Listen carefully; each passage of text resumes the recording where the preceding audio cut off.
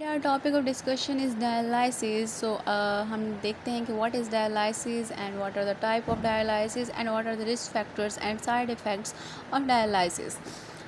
अब किडनी हमारे पास जब अपना फंक्शन लॉस कर देती है, किडनी अपना फंक्शन प्रॉपरली परफॉर्म नहीं करती, सवेयर किडनी का हमारे पास डिसफंक्शन हो जाता है या मतलब रीनल फेलियर कह सकते हैं, एक टर्म उसके लिए यूज़ कर सकते हैं। तो हम क्या होता है पेशेंट को शिफ्ट कर देते हैं डायलिसिस पे। अब किडनी का क्या फंक्शन होता है, किडनी हमारे ब्लड को फ़िल्टर आउट करती है, ब्लड में जितने भी टॉक्सिक सब्सटेंसेस होते हैं उन सबको रिमूव कर देती है, फ़िल्टर करती है और फिर वो हेल्दी ब्लड जो होता है हमारी पूरी बॉडी में सर्कुलेट करता है। इसके अलावा किडनी क्या करती है, इलेक्ट्रोलाइट्स, वाटर, एसिड, बेस, इन सब के बैलेंस में भी एसेंशियल रोल प्ले करती है। Kidney is a vital organ.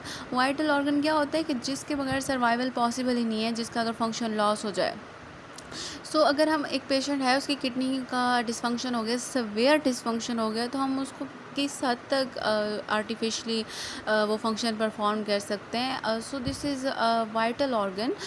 And अब क्या होता है कि हमारे पास किडनी एक्सक्रीशन करती है जो वेस्ट मटेरियल्स होते हैं उनकी।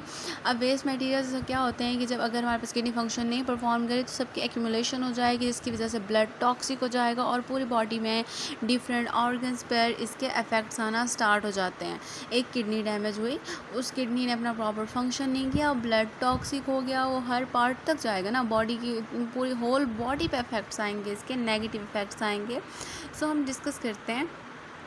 अब जब एक पेशेंट है उसकी किडनी ने अपना फंक्शन लॉस कर दिया है तो क्या हुआ कि वेस्ट मटेरियल्स जो हैं उनकी भी एक्सक्रीशन नहीं हो रही, ब्लड भी फ़िल्टर नहीं हो रहा, इसके अलावा कोई इलेक्ट्रोलाइट्स, एसिड बेस, कोई बैलेंस जो है मेंटेन नहीं किया जा रहा, बैलेंस ही नहीं रखा जा रहा।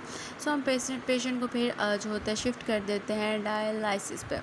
अब डायलिसिस में क्या होता है कि वो प्रोसीजर है जिससे हम रिमूव कर देते हैं जो वेस्ट मटेरियल्स होते हैं, जो टॉक्सिक सब्सटेंसेस होते हैं, ताकि हमारे पास क्या हो, जो नॉर्मल वॉल्यूम है और जो नॉर्मल कंपोजिशन है बॉडी फ्लूइड की वो हमारे पास मेंटेन हो जाए। कब? जब रीनल फेलियर होता है, किडनी का फेलियर होता है, मींस जब अपना फंक्शन परफॉर्म नहीं करती। ठीक है, इसको हम क्या कहते हैं, इसको हम हीमोडायलिसिस भी कहते हैं। अब हीमोडायलिसिस में क्या होता है कि हम एक आर्टिफिशियल हमारे पास किडनी मशीन होती है, उसमें हम फ्लूइड सारा पंप कर देते हैं और वहाँ पे प्योरीफाई होता है, उसके बाद उसको हम ट्यूब्स के से कनेक्ट करके बॉडी में दोबारा इंसर्ट कर देते हैं क्लीन करके।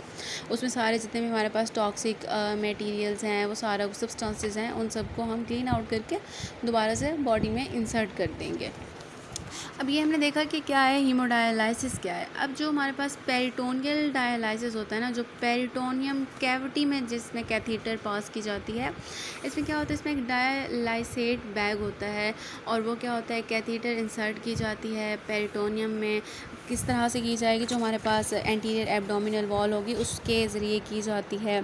अब डायसिलेट क्या होता है, डायलिसेट, तो इसमें हमारे पास वो कंसंट्रेशन होती है सब्सटेंसेस की जो हमारी बॉडी की नीड है, बॉडी की नीड्स के अकॉर्डिंग, बॉडी की रिक्वायरमेंट के अकॉर्डिंग डायलिसेट का फ्लूइड जो होता है वो जो होता है एडजस्टेबल होता है, उसको एडजस्ट किया जाता है, उसकी कंपोजिशन ही कुछ ऐसी रखी जाती है कि वो बॉडी की रिक्वायरमेंट के अकॉर्डिंग हो, बॉडी की नीड्स के अकॉर्डिंग हो। सही है, तो क्या होता है ये फ्लूइड जो होता है इसमें बहुत कम कंसनट्रेशन होती है सोडियम, पोटाशियम, क्लोराइड आयंस की। ठीक है, यूरिमिक ब्लड से अगर हम देखें कंपेयर करें तो इस तरह जो होता है, लेकिन हमारे पास जो यूरेनिक ब्लड होता है उसमें क्या होता है कि हमारे पास ज़्यादा कंसनट्रेशन होती है बाइकार्बोनेट, कैल्शियम आयंस, और डायलिसेट जो होता है उसमें हमारे पास कम होती है। अब क्या होता है कि हमारे पास जो डायलिसेट होता है वो हम इंसर्ट करते हैं, पेरिटोनियम कैविटी से भी कर सकते हैं, और इसके अलावा हमने पहले भी देखा है कि हीमोडायलिसिस भी है जिसमें हम क्या करते हैं, एक आर्टिफिशियल किडनी मशीन यूज़ कर रहे हैं और ब्लड को हम प्योरीफाई कर रहे हैं। ये इसका प्रोसीजर था कि हम कैथीटर इंसर्ट करेंगे और फिर उसमें जो होगा वो डायलिसेट जो फ्लूइड होता है उसको सोल्यूशन को बॉडी के अंदर इंसर्ट करते हैं।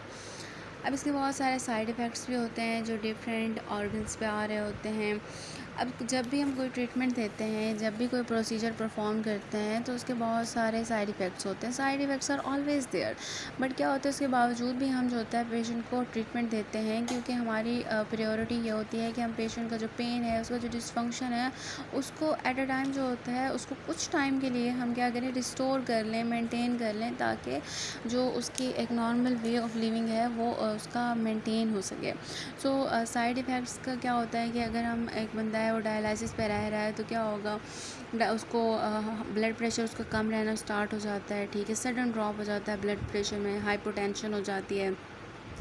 उसको भी हम मेडिसिन से कंट्रोल कर सकते हैं, लेकिन वही बात है जब लॉन्ग टर्म ये चीज़ें यूज़ होती हैं डायलिसिस या ट्रीटमेंट, सो उसके पे और साइड इफ़ेक्ट्स आना स्टार्ट हो जाते हैं। इसके अलावा इन्फेक्शन को बंदा जो होगा प्रोन हो जाएगा, इन्फेक्शन होने के उसमें बहुत ज़्यादा चांसेस हो जाएंगे। इसके अलावा क्या होता है, मतलब हमारे पास ब्लीडिंग हो सकती है जो एक्सेस पॉइंट है, ठीक है। सो ये हमारे पास इसके कुछ साइड इफ़ेक्ट्स होते हैं। और इस पर हम अपनी नेक्स्ट वीडियो में बनाएंगे कि आर्टिफिशियल किडनी पे ऊपर हम अपनी नेक्स्ट वीडियो में डिस्कशन करेंगे आर्टिफिशियल किडनी पे।